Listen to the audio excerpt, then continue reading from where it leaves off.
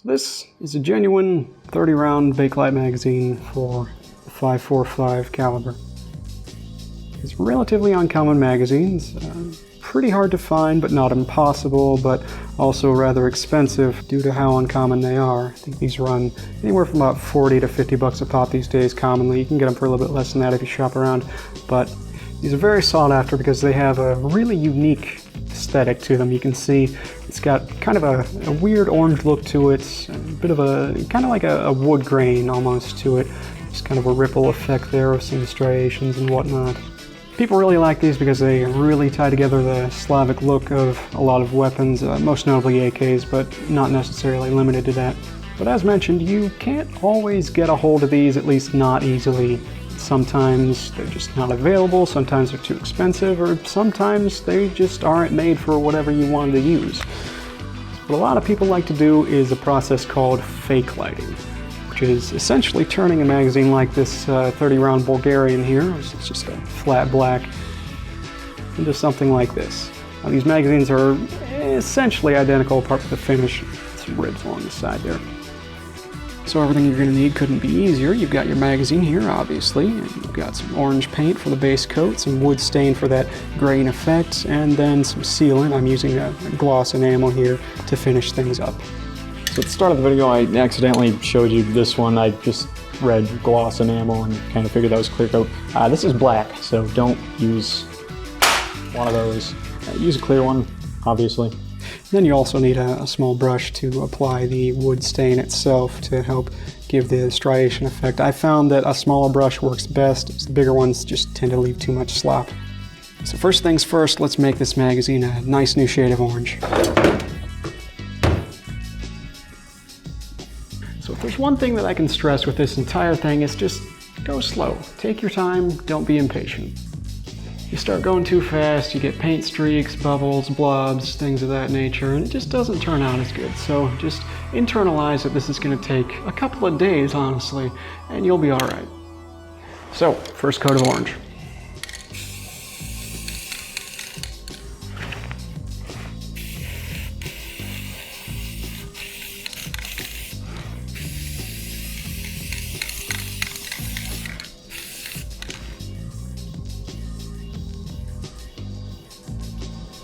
Give that a little bit to dry.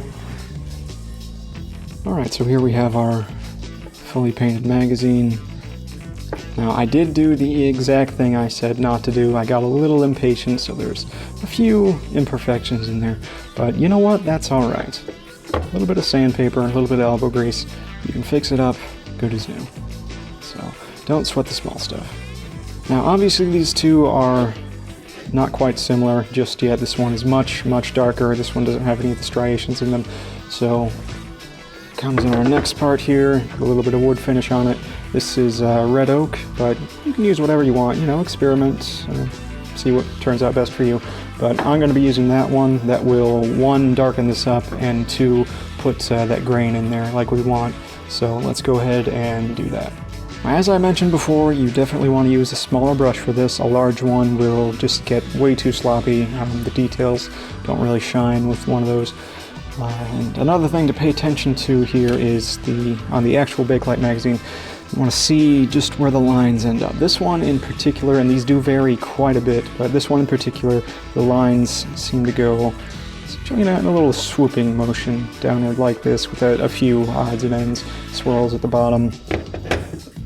The opposite side is kind of the same. It's mostly just parallel lines this way with a little bit of variance in between. So using that as sort of a guide, let's go ahead and get started.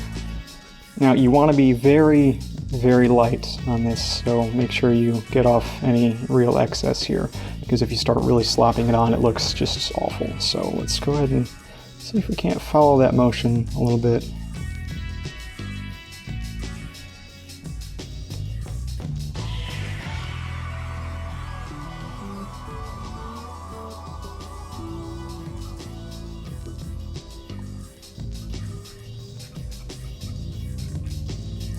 You want to brush it very lightly so that the streaks are noticeable but not really dark in the lines.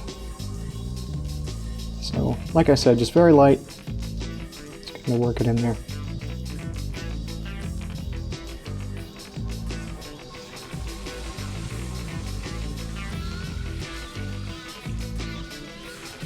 and you'll start to see it forming the same sort of pattern you'll notice in the other one.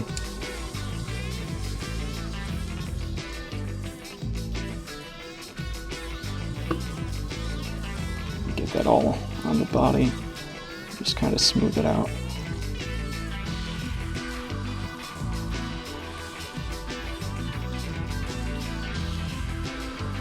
This will take you a little while, so I'm probably just going to cut ahead here. I think you'll get the basic idea, and you'll learn as you go, of course. But nice and light. You don't want to go too heavy. You want it to look natural. You want it to look kind of like a wood grain sort of look, and you'll get a hang of it over time.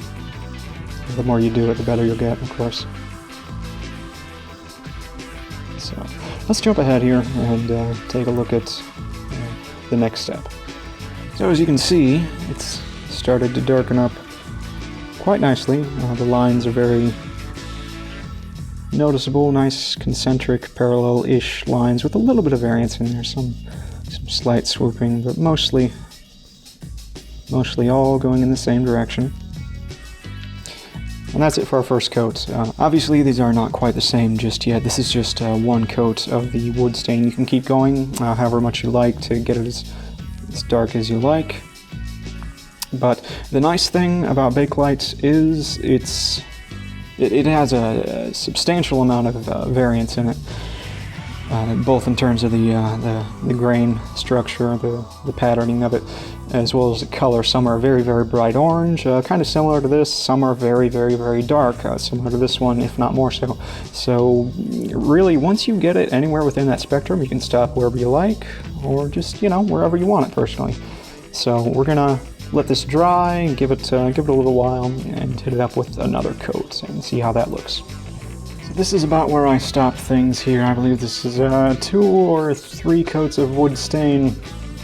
It's obviously a bit brighter than the original Bakelite here, but as I said before, there's a lot of variance involved, and frankly, I like the look of this one. It's got a nice kind of vibrant color to it, but you can still see the striations there. Now, the brush strokes on this one are far more pronounced than they are on the original Bakelite. Unfortunately, there's only so much you can do by hand like that. It's very, very hard to get it blended nice and evenly, but honestly, I'm satisfied with it. Now, this wood stain has been curing for about 2 days now. Typically, it'll only take about a day for a wood stain to cure, depending on the brand. But that's on wood, so on a plastic like this, honestly, it's going to stay tacky for a very, very long time. So our next step is to apply a sealant to this, so let's go ahead and do that. Now, some people suggest using a matte finish instead of a gloss. I like the gloss. I've tried the matte before, and honestly, it just doesn't look quite as nice. The original Bakelites are nice and shiny, so I'm going to stick to that look. Alright, so here you have the final product, or rather a few of them. Starting from the left, we have an unmodified original Bulgarian. This one's in brown, unpainted, just as it comes. Then we have one that's just been painted orange, nothing fancy done to it. You can see it's got plenty of wear. I did this one years and years ago. We have a failed attempt using one of the larger brushes. You see what I mean when it's a little, well, sloppy. Then we have the one that we just did, which is far, far better than the previous attempts. But you'll see that it is looking rather sleek, perhaps a little bit too glossy, but it's not too excessive. I think it turned out just fine. And then of course we have the original Bakelite magazine, which by the way is also pretty glossy. Not quite nearly as much, but still the difference between the two is not all that much. Personally, I like the look of this one a bit better. Now, I didn't do this one perfectly. I made a few mistakes along the way, so there are a few imperfections in there. But, for what it is, I think it turned out pretty fantastic.